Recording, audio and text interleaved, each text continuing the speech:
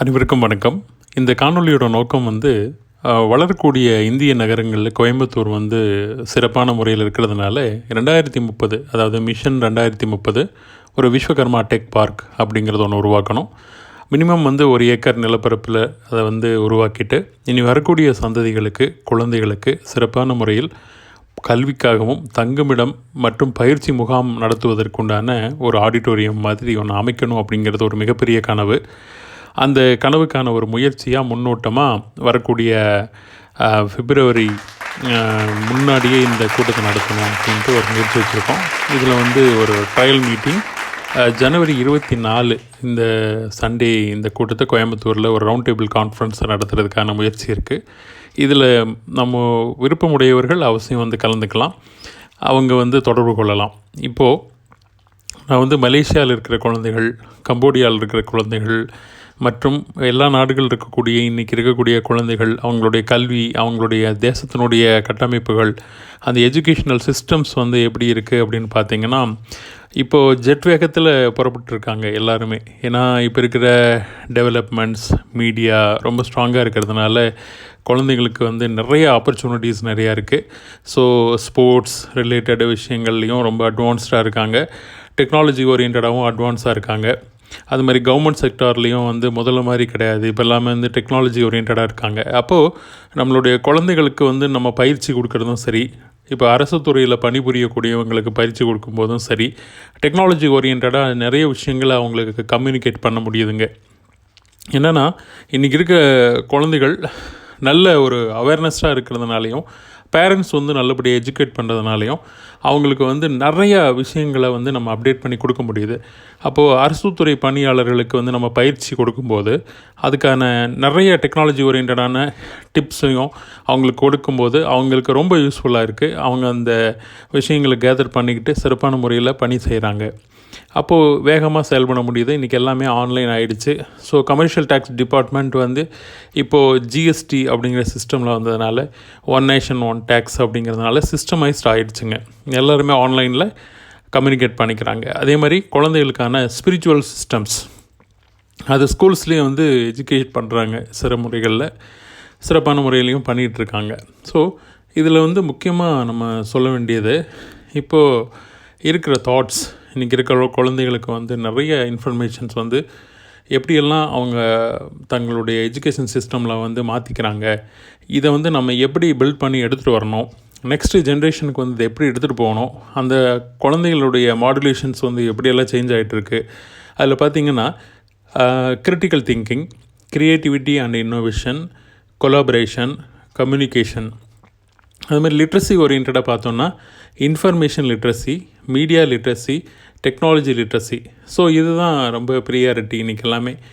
அதேமாதிரி flexibility and adaptability, leadership and responsibility, initiative and self direction, productivity and accountability, social and cross cultural interaction, இதெல்லாமே ரொம்ப ரொம்ப ரொம்ப முக்கியமான விஷயங்களாக இருக்குங்க இன்றைக்கி இருக்கிற சொல்ல முடியுதுன்னா கூட அதில் எழுதி கொடுத்தீங்கன்னா, ஃபோன் நம்பர் கொடுத்தீங்கன்னா எதுக்காக எப்போ வேணாலும் அவர் கான்டாக்ட் பண்ணலாம், நல்லா பண்ணுவார். வாழ்த்துக்கள்.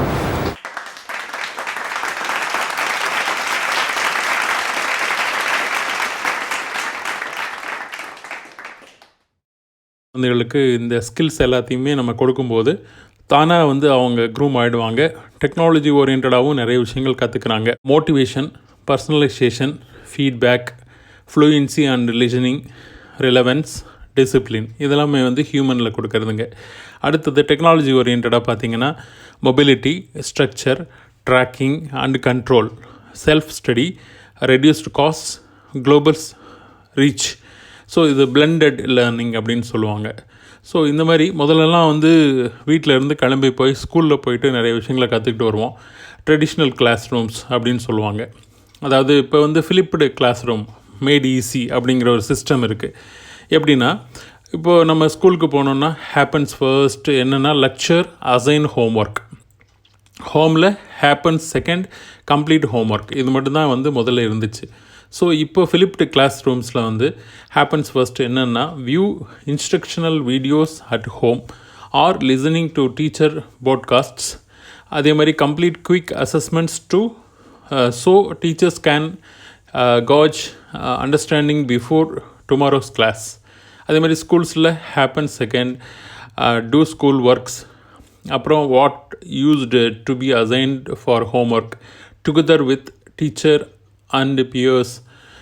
Teachers can offer one on one help. So இந்த மாதிரி கிளாஸ் சிஸ்டம்ஸ் மாதிரி இருக்குது. அப்போது இந்த மாதிரியான விஷயங்களை வந்து இன்றைக்கி இருக்கிற குழந்தைங்களுக்கு நம்ம கொடுக்க முடியுங்க. அப்போது advanced technology, now what so what, so இதில் என்னெல்லாம் வந்து நம்ம அவங்களுக்கு கொடுக்க முடியுது அப்படிங்கிறது எல்லாத்தையுமே வந்து முக்கியமாக கவனிக்கலாம்.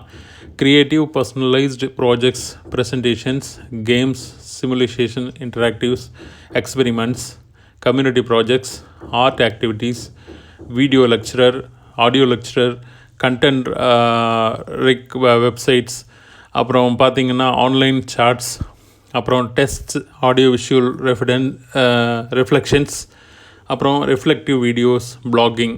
ஸோ இதெல்லாமே வந்து flipped class rooms, the full picture. இது வந்து என்னென்னா demonstration and application, experimental engagement, meaning making, concept explorations. So இதுதான் வந்து இன்றைக்கி இருக்கிற ஒரு advanced technology for education systems. Scaffolding அப்படின்னு சொல்லுவாங்க. ஸ்கேஃபோல்டிங் அப்படின்னா the support needed to assist the student in achieving their learning goals. So ஸ்கேஃபோல்டிங்கில் வந்து a more experienced learners helping a less experienced learners. So இதில் முக்கியமாக சொல்ல வேண்டிய பாயிண்ட்ஸ் என்னென்னு கேட்டிங்கன்னா, metacognitive and procedural, strategic, conceptual. So metacognition அப்படிங்கிறது reduce the amount of mental processing. அப்புறம் ப்ரொசீஜரல் பார்த்திங்கன்னா methods to show a process. So strategic பார்த்திங்கன்னா reduce the problem to its core, find other ways to approach the task. So conceptual அப்படின்னு பார்த்திங்கன்னா recognising relationship between things. So இவ்வளோ விஷயங்கள் இருக்குங்க. இப்போ scaffolding அப்படிங்கும்போது once the idea is built, the scaffolding can be removed. So இது வந்து இந்த சிஸ்டம் வந்து நியூ ஐடியா. இந்த சிஸ்டமில் தான் எஜுகேஷன்ஸ் வந்து நம்ம கொடுக்க வேண்டியது இருக்குது. இன்றைக்கி இருக்கிற புது ஜென்ரேஷனுக்கு experiential learning by own mistakes become experience, reflections ensure learning அப்படிங்கிற ஒரு மெத்தட் தான். Arts integration addresses multi functional intelligence. So intelligence தான் ரொம்ப இம்பார்ட்டண்டான ஒரு கேட்வே. ஸோ இதை வந்து நம்ம குழந்தைங்களுக்கு கொடுக்கலாம். வாட் இஸ் ஆர்ட் எஜுகேஷன் அப்படின்னு பார்த்தீங்கன்னா, dance, movement, genres of choreography, sometimes PE, அதே மாதிரி music, band, chorus, orchestra, sound mixing, theatre, அடுத்தது play writing, acting, public speaking, visual arts, studio arts, media arts, digital arts. So இது எல்லாமே வந்து எஜுகேஷனில் இருக்கிற systems. Art integrated எஜுகேஷனில் பார்த்திங்கன்னா theatre, dance, visual arts, music. So இது ரேஸ் மாடல் அப்படின்னு சொல்லுவாங்க. ஒன்று resources, activity, support and evaluation. இப்போது ரேஸ் மாடல் அப்படிங்கிற சிஸ்டம்லேயும் பண்ண முடியும். Meta skills, discipline mind, Picasso, immersion in art அப்படின்னு சொல்லுவாங்க. ஸோ மெட்டாகாக்னிஷன் அப்படிங்கிறது nurturing self awareness in this class room. It is act of thinking of own self. So இந்த மாதிரி விஷயங்கள் நிறையா இருக்குது.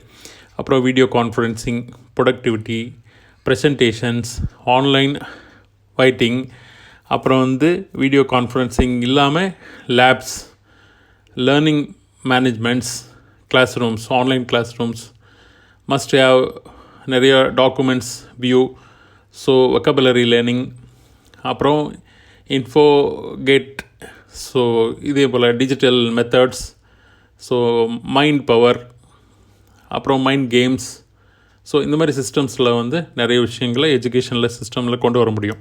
ஸோ இதுக்கு மலேசியா கோலாலம்பூரில் மீட்டிங்கில் கலந்துக்கிட்டப்ப அங்கேருந்து இன்வெஸ்டர்ஸ், அங்கே இருக்கிற எஜுகேஷன் சிஸ்டம்ஸ், அங்கே எப்படியெல்லாம் இம்ப்ளிமெண்டேஷன் பண்ணுறாங்க, அங்கே இருக்கிற செக்டார்ஸ் வந்து எப்படியெல்லாம் டெவலப் பண்ணியிருக்காங்க.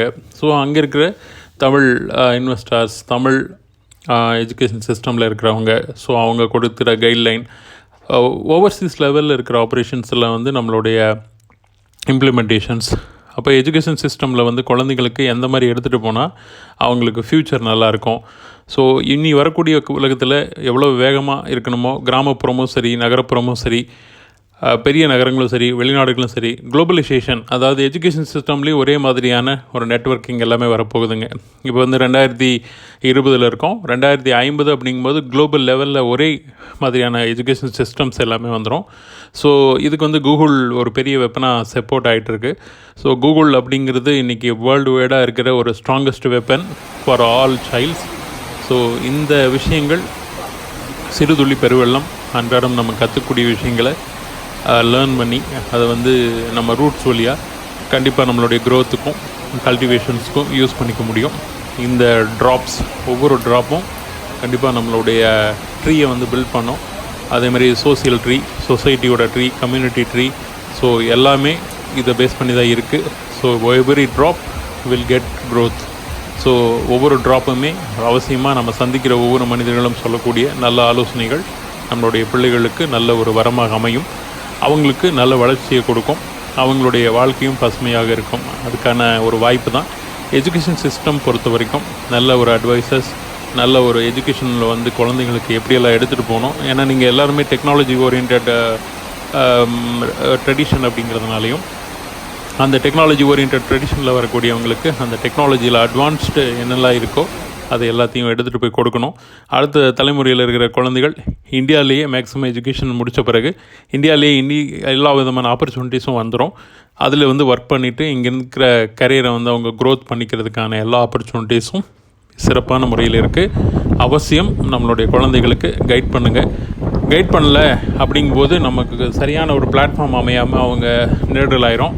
ஏன்னா நீங்கள் செலக்ட் பண்ணுறது ஸ்கூல்ஸ், காலேஜஸ் வரைக்கும் தான் செலக்ட் பண்ணுறீங்க.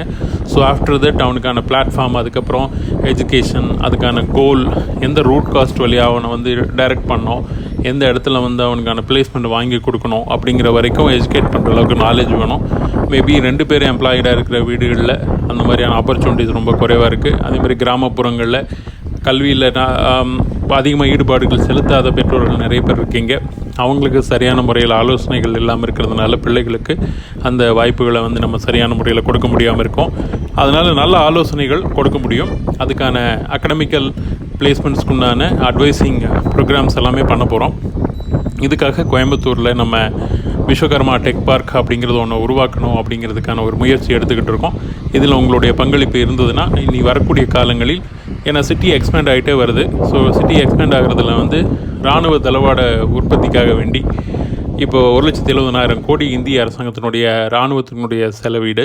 இதுக்கு எல்லாமே ஒரு சாதாரண ஒரு சின்ன போல்ட் நட் வாங்கணுன்னா கூட எல்லாமே தனியாக வெண்டார் மூலமாக தான் வாங்குகிறாங்க. ஓன் ஃபேக்ட்ரிஸ் கிடையாது. அப்போது அந்த 1,70,000 கோடிக்கும் இங்கே ஃபேக்ட்ரிஸை உருவாக்கி மேக் இன் இந்தியா திட்டத்தில் இங்கேயே உற்பத்தி பண்ணுறதுனால கோயம்புத்தூரில் அதுக்கான ஏறத்தாழ ஒரு 500க்கும் மேற்பட்ட கம்பெனிகளுக்கு உண்டான ஃபவுண்டேஷன் வந்து இப்போ ஆரம்பிச்சிருக்காங்க. ஸோ அந்த பகுதியில் நம்மளுடைய விஸ்வகர்மா டெக் பார்க் அப்படிங்கிற ஒரு விஷயத்தை உருவாக்கி இதில் robotics and artificial intelligence, 3D printing, இது இல்லாமல் நமக்கான ட்ரோன், இந்த மாதிரி விஷயங்கள். ஏன்னா இனிமேல் ட்ரெண்டிங்கில் இருக்கிற அந்த பிஸ்னஸ்க்கு தான் நம்ம ஆப்பர்ச்சுனிட்டிஸை வந்து உருவாக்கணும்.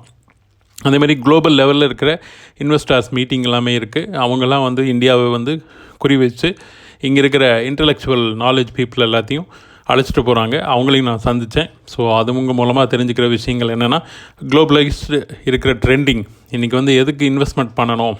இப்போ நார்மலாக ரியல் எஸ்டேட்டில் பண்ணுவாங்க, கோல்டில் பண்ணுவாங்க, ஷேர் மார்க்கெட்டில் பண்ணுவாங்க. பட் எது வந்து ஹெல்த்தியானது அப்படிங்கிற அந்த ஒர்க் ஷாப்ஸ் எல்லாமே நிறைய நடந்துகிட்ருக்கு. அதுலேயும் வந்து கலந்துக்கிட்டு இருக்கோம். ஸோ ஆஃப்டர் கோவிட் நிறையா இன்ஃபர்மேஷன்ஸ் வந்து ஷேர் பண்ண முடியும். உங்களுடைய ஃபேமிலி, உங்களுடைய குழந்தைகள், உங்களுடைய இப்போ நடப்பு முறையில் இருக்கிற தொழில், இதுபோல் இன்னும் வளர்ச்சியான ஒரு இலக்கை நோக்கி நீங்கள் எப்படி நகர முடியும், இந்த நகர்வதற்கு உண்டான வாய்ப்புகள் என்ன எல்லாமே இருக்குது, என்னென்ன ஆப்பர்ச்சுனிட்டிஸ் இருக்குது அப்படிங்கிறத வந்து நம்ம வழிகாட்ட முடியும். அதே போல் குழந்தைகளுக்கான எஜுகேஷன் சிஸ்டமையும் நம்ம வழிகாட்ட முடியும். இந்த வளர்ச்சியை நோக்கி நகர்கின்ற இந்த உலகத்தில் நாமும் சேர்ந்து சரியான முறையில் பயணம் செஞ்சோம்னா சரியான இலக்குகளை நோக்கி நம்மளும் நகரலாம். நேரத்தை விரயம் பண்ண வேண்டாம். அதனால் இந்த ஆப்பர்ச்சுனிட்டிஸில் கலந்துக்கணும்னு விருப்பப்படுறவங்க இதில் உங்களுடைய எண்ணை பதிவிடுங்க. அவசியம் உங்களுக்கான அழைப்பு கொடுக்கப்படும். நிச்சயமாக அது அந்த அழைப்பின் மூலம் நீங்கள் கலந்து கொண்டு இந்த சிறப்பான முறையில் இந்த மாதிரியான ஒர்க் ஷாப்ஸில் கலந்து ஒவ்வொருத்தரும் உங்களுடைய இன்டலெக்சுவல் விஷயங்களை ஷேர் பண்ணிக்கோங்க. எல்லாமே கனெக்ட் ஆகிட்டு எல்லா பிரிக்கும் ஒன்று சேர்ந்தால் தான் ஒரு பில்டிங் கட்ட முடியும். அதே போல் இந்த நம்ம செய்கிற விஷயங்கள் நம்ம ஒரு கோயிலையோ மற்ற விஷயங்களையோ கட்டிட்டு இன்றைக்கி வந்து பூஜை பண்ணுறது கூட நிறையா சிரமங்களை பட்டுக்கிட்டு இருக்காங்க. அதனால் வர்த்தக ரீதியான ஒரு திருமண மண்டபம் அல்லது ஒரு வர்த்தகத்துக்கான ஒரு அங்காடி இந்த மாதிரி வாடகைக்கு விடும்போது அதனோட வரக்கூடிய வருமானத்தை வச்சு தான் அந்த ஆலயத்தினுடைய பூஜை புனஸ்காரங்களை கூட கவனிக்க முடியுது.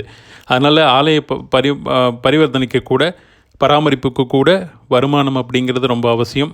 அதனால் வருவாய்க்கு உண்டான எல்லா விதமான முயற்சிகளையும் கட்டமைப்புகளையும் உருவாக்கிட்டு தான் நம்ம ஆலயத்தையும் அமைக்கணும்.